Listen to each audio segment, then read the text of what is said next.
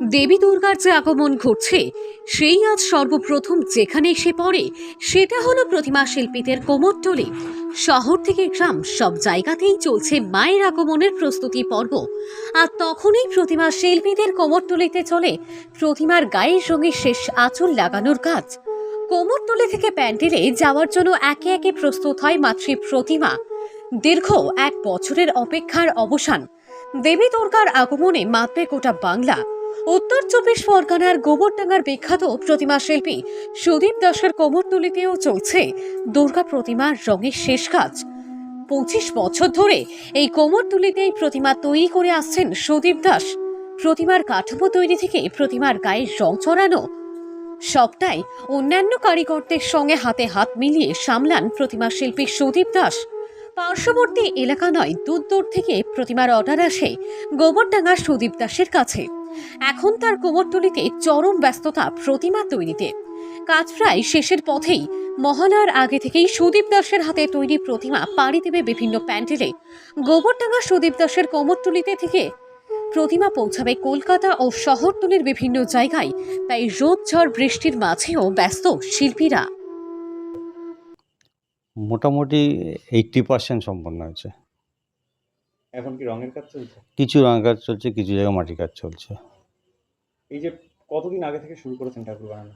আমাদের চৈত্র মাস থেকে কাজ শুরু হয়েছে। কতগুলো অর্ডার আছে? আমাদের 30 আছে আমার। এই যে কাজ করতে কতজন শিল্পী মিলে এখানে করছেন? আমার আপাতত 7টা লেবার আছে, আর আমি আমার ছেলে আছি, সবাই মিলে ভাগে যোগে কাজ হয়। এই ঠাকুর তৈরি করা বা ঠাকুর এখান থেকে কোথায় কোথায় যায়?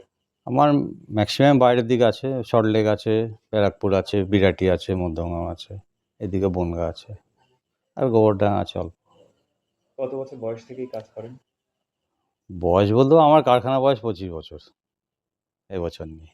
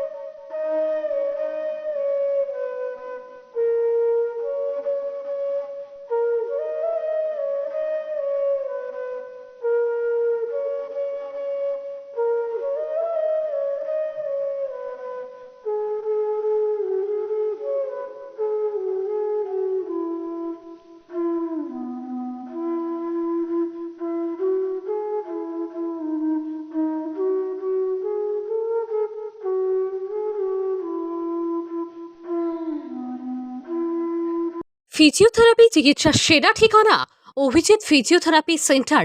উন্নত মানের যন্ত্রপাতির সাহায্যে এখানে ফিজিওথেরাপি করানো হয়। ঠিকানা চাঁদপাড়া স্টেশন রোড, বালিকা বিদ্যালয়ের উল্টো দিকে। বাড়িতে গিয়ে ফিজিওথেরাপি করানোর সুব্যবস্থাও আছে।